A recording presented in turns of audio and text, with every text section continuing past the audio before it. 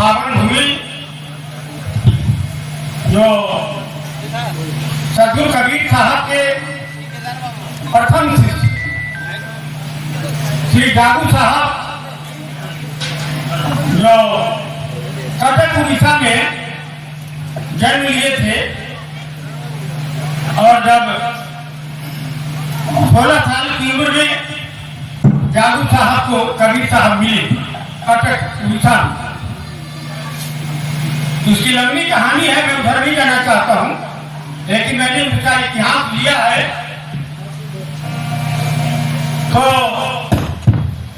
प्रथम शिष्य हुए जागू साहब, 7 पीढ़ी वहाँ कटक उड़ीसा में जागू साहब की गुरु परंपरा चली और 8वां पीढ़ी यहाँ कटक उड़ीसा से चल करके परम पूज्य हमारे 8वां पीढ़ी आचार्य महान हाथी रामदास साहब जी का पदार्पण हुआ इस विदुपुर में। जब इस विदुपुर का नाम विदुपुर नहीं था, उस समय विदु का अर्थ होता है कन्या, लड़की। इस घाट से विदुपुर से पार करने के लिए ये सब लिखा हुआ है, मैं पढ़ा। ये विदुपुर से जो राज कन्या थी, जो उनकी बेटियां थी, पार करती थी, इसलिए इसका नाम विदुपुर थी।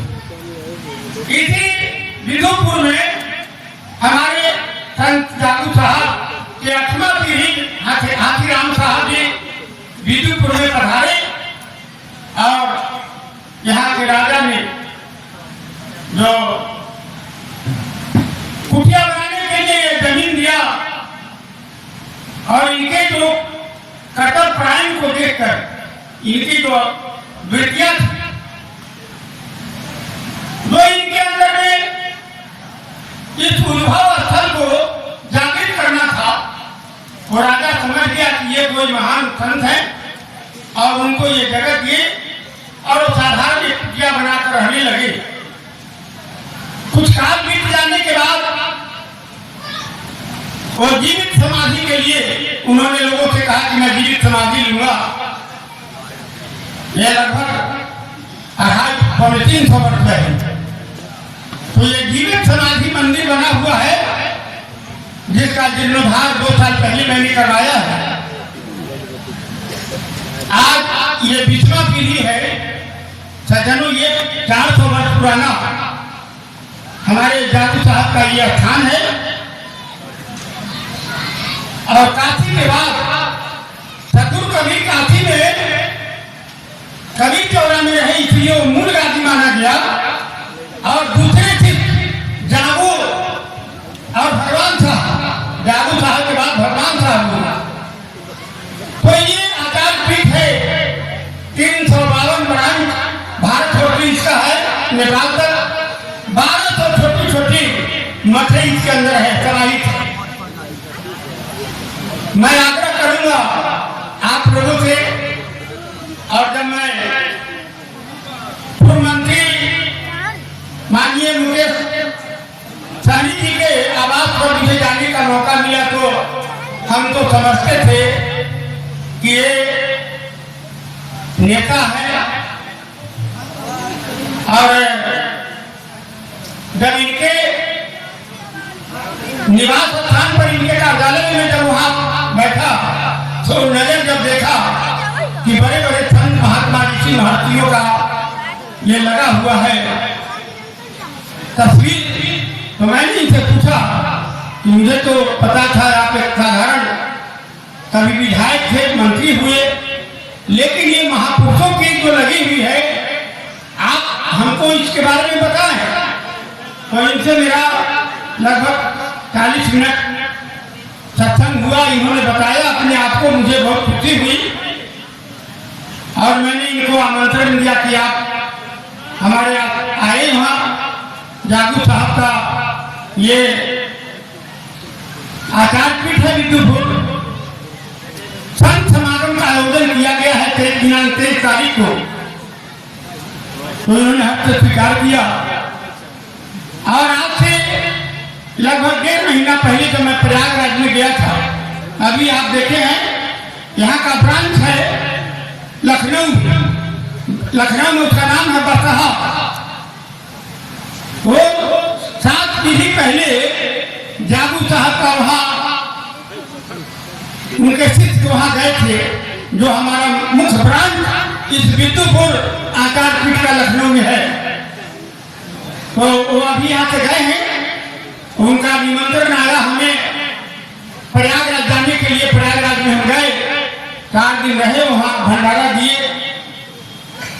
वहीं पर मुझे अब समाज से बातें याद आ गई कि भगवान बुद्ध का शांति स्तूप मैंने देखा है राजगीर में, वैशाली में। तो क्यों न कबीर साहब के नाम पर, जागू साहब के नाम पर इस विद्युपुर की पावन धरती में सदगुरु कबीर जागू विश्व शांति स्तूप का आज मैंने यहाँ शिलान्यास किया है 10:30 बजे। और मैं पूर्व मंत्री जी से आग्रह करूंगा कि आपका विचार साधु संतों के प्रति अटूट श्रद्धा मैंने देखा, तो मुझे ऐसा नहीं लगा कि कोई आप नकली बात कह रहे हैं, नकली भेद है। महापुरुषों की जो पहचान आपने वहां रखा है, उससे कोई भी व्यक्ति अगर जाता है वहां, तो उसको ये दर्शाता है कि आप किसी न किसी रूप से संत प्रवृत्ति आपके अंदर पूरी टूट के भरी हुई। तो मैं इस अवसर पर यहाँ की जनता को आगाह करना चाहता हूँ। शिलान्यास तो हो चला है और उसे पता नहीं करोड़ खर्च होगा और उसका नक्शा बनेगा। माननीय पूर्व मंत्री जी से मेरा आग्रह होगा कि आपका ये वैशाली की धरती में आपका भी जस और आपका जो श्रद्धा है आपके जस में परिणत हो जाए। मैं इसी चंद शब्दों के साथ मंत्री जी को आह्वान करूंगा, अपनी वाणी को आप लोगों के बीच रखेंगे। माननीय मंत्री, सौभाग्य प्राप्त हुआ है आचार्य महंत रविंद्र दास जी का चरणों में हमारा शीश नमन करता हूँ।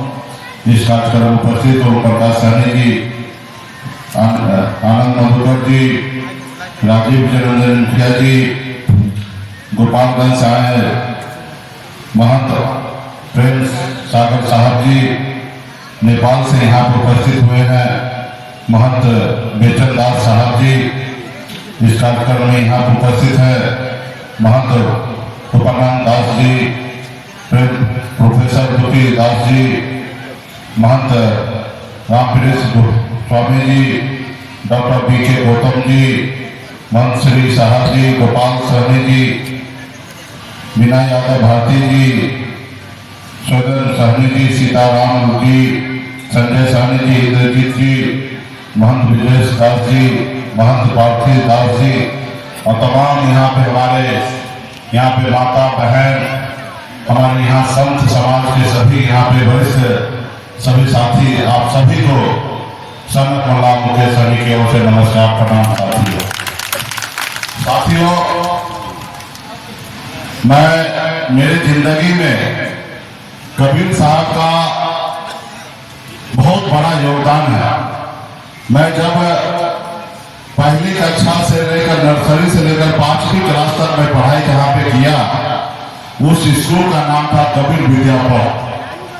यानी कि मैं बचपन से ही जब भी मेरे से कोई पूछता था कि कहाँ पे आप पढ़ाई करते हो, तो मैं जरूर उस समय में कबीर विद्यापीठ ही में नाम लिया करता था। तो आप समझ सकते हैं, गांव में अक्सर आप गांव में होते हैं, जब छोटे होते हैं तो आपसे हर कोई पूछते कि बेटा कहाँ पढ़ते हो, कौन सा क्लास में पढ़ाई करते हो, तुम्हारा नाम क्या है। ये 3 सवाल हर आदमी हर एक बच्चे से पूछते हैं। जिस समय में हमसे पूछते थे उस समय में मुझे कबीर जी के बारे में कुछ नहीं जानकारी था, लेकिन मुझे इतना पता था कि कबीर विद्यापीठ में मैं पढ़ाई करता हूँ। तो मेरी जिंदगी में कबीर जी का तो स्पेशल अहम हमेशा योगदान जगह रहा। और जब से मैं बचपन से निकलकर 18 साल की उम्र में बॉम्बे जैसे शहर गया, वहां मेहनत मजदूरी कर कर अपना एक मुकाम हासिल किया। फिर मैं मुंबई को ऐशो आराम जिंदगी को छोड़कर मैं जब बिहार की ओर देखा तो मैंने देखा कि लोग चांद तक घर बनाने के लिए सोच रहा है, लेकिन आज भी इस धरती पर हमारे लोगों के लिए घर नहीं है। अब फिर मैंने बॉम्बे को छोड़कर अपने लोगों के लिए बिहार में लड़ाई लड़ने लगा, उनके अधिकार के लिए लड़ाई लड़ने लगा। राजनीति से ऊपर उठकर मैं लड़ाई लड़ रहा था, लेकिन बाद में मुझे पता चला कि बाबा साहब भीमराव अम्बेडकर ने हम लोगों को जो ताकत दिया है, जो वोट का ताकत दिया है, जो काम दूसरे को कह रहे करने के लिए, वो काम तो हम भी कर सकते हैं, सिर्फ उस जगह पे पहुंचने की आवश्यकता है। और फिर मैंने वो प्रयास किया, उस जगह पे पहुंचने के लिए आज मैं प्रयासरत हूँ। उस जगह पे पहुंचकर जो दूसरे लोगों को कह रहे थे न्याय कीजिए, वो कल हम भी न्याय कर सकते हैं। उस जगह पे पहुंचने के लिए आज राजनीति में हम पहुंचे हैं। लेकिन हमेशा हमारा मन जो आत्मा है, गरीब पिछड़ा दलित असहाय लोग, भूखे को खाना खिलाना, प्यासे को पानी पिलाना, यही हमारे हमेशा अंदर आत्मा में ये बसता है कि हम कितना अच्छा काम कर दे जो लोगों को हमसे भलाई हो सके। तो इसलिए हम हमेशा अपने पूर्वज को, संत समाज को हमेशा इज्जत के नजर से देखते हैं। उन्हीं के बताए हुए रास्ते पे हम लोग यहाँ पे पहुंचे हैं। तो मैं यहाँ पे बड़े संख्या में संत समाज के लोग यहाँ उपस्थित है। मैं आप लोगों से भी हाथ जोड़ के विनती करूंगा कि अभी के समय में ये समाज में बहुत बड़ा बदलाव हो रहा है। आज से 400 साल पहले कबीर जी का जन्म सनातन धर्म में ही हुआ, लेकिन जन्म लेने से नहीं होता, अपना कर्म क्या है। उनको उस समय में लगा कि पाखंड है, ढोंग है, एक लोगों को दूसरे लोगों से अलग कर रहे हैं। जब ईश्वर हमें अलग नहीं कर सका, हमारे शरीर में लाल खून है और आपके शरीर में भी लाल खून है, जब ईश्वर अलग नहीं किया, जो सांस वो ले रहे हैं वही सांस हम भी ले रहे हैं, तो ये लोग इस धरती पर कैसे अलग कर रहे हैं। और उसी समय से कबीर जी के बारे में जितना भी मैंने जाना, उन्होंने समाज के हर लोगों को समझाने का कोशिश किया कि आप ऐसे रास्ते पे चलिए। और वही रास्ते पे हम लोग चलते हुए आज 400 साल से अधिक हो गए हम लोग इस मौके पे चल रहे हैं। तो आज भी समाज में जरूरी है कि लोगों को सही रास्ते पे लाना। अच्छे मानवता वही है कि भटके हुए लोगों को सही रास्ते पे लाना। और आज समाज में कुछ लोग ऐसे हैं कि भटकाने में लगे हुए हैं। तो आज आपका और हमारा कबीर साहब का अगर सपना को साकार करना है, उनके विचार को आगे लेके जाना है, तो हमारा वही काम जो है कि जो भटक रहे लोग उनको सही रास्ते पे लाना है और सही रास्ते पे लाना है। तो यही सब चीजें हैं। शांति स्तूप आपका जो आज आपने शिलान्यास किया है, निश्चित तौर पे हम हमेशा संत समाज को, हर धर्म के हर लोगों को जो उन्होंने हमारे देश के लिए, दुनिया के लिए कुछ किए हैं, हम अम्बेडकर को मानते हैं, हम बुद्ध को मानने वाले लोग हैं, हम सभी धर्म को पे आस्था विश्वास रखते हैं। और जब भी आप हमको दोबारा जब भी बुलाएंगे, हम आपके संत समागम में हमेशा आते रहेंगे। और हमसे जितना भी जो भी सहयोग चाहिए, हम आपको सहयोग करने के लिए भी तैयार हैं। हमारा जब भी आपका आशीर्वाद हमारे ऊपर हो, हम आके स्तूप में भी सहयोग करेंगे। अगर बाकी जगह पे भी हमसे जो हो सकता है, सारा चीज हम लोग करते रहेंगे। और मैं मौका नहीं मिला अभी ज्यादा समय बैठने के लिए, लेकिन मैं संत समागम बहुत जल्दी मैं अपने गांव में, क्योंकि इससे पहले हमको जब भी मौका मिलता था मैं जाया करता था, लेकिन बहुत सालों से हमको मौका नहीं मिला। लेकिन बहुत जल्द हमारे परिवार में शादी होने वाला है मेरे छोटे भाई का। उस समय मैं चाहूंगा कि संत समागम हम अपने घर पे गांव में हम कराएं और आप लोग गांव में घर पे आएंगे और आप लोग आशीर्वाद देंगे, क्योंकि हम देख रहे हैं कि आप लोग का जो है रास्ता वो एकदम हर एक इंसान को मोक्ष की ओर लेके जाने वाला है, पाखंड की ओर नहीं लेके जाने वाला। और पाखंड से हम भी बहुत नफरत करते हैं, लेकिन हम नेता ठहरे हैं, हम ज्यादा इस पर ज्यादा चर्चा नहीं कर पाते हैं, हमारी मजबूरी है।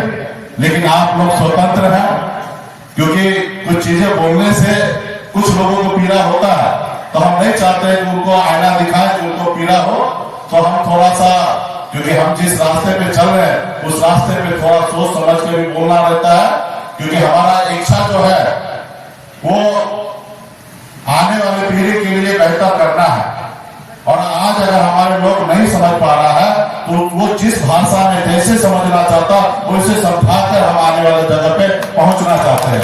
हम अभी कोई विवाद नहीं खड़ा करना चाहते, तो इसलिए बहुत ऐसी चीजें हैं कि हम मन से बहुत ऐसी जगह नहीं बोल सकते, लेकिन आप लोग हैं, हर एक व्यक्ति को, हर एक इंसान को आईना दिखाइए ताकि वो सही चेहरा देखे और सही रास्ता पे चले। बहुत बहुत धन्यवाद। यहाँ पे सभी हमारे संत समाज के यहाँ पे उपस्थित है, सभी से तो मैं प्रणाम करता हूँ और फिर मैं आप लोगों को विशेष समय में दूंगा। अभी मेरे सिवान जिला में जाना पहले से ही कार्यक्रम बना था और सभी लोग आए थे, तो हमने निश्चित तौर पर समय निकाल के आए।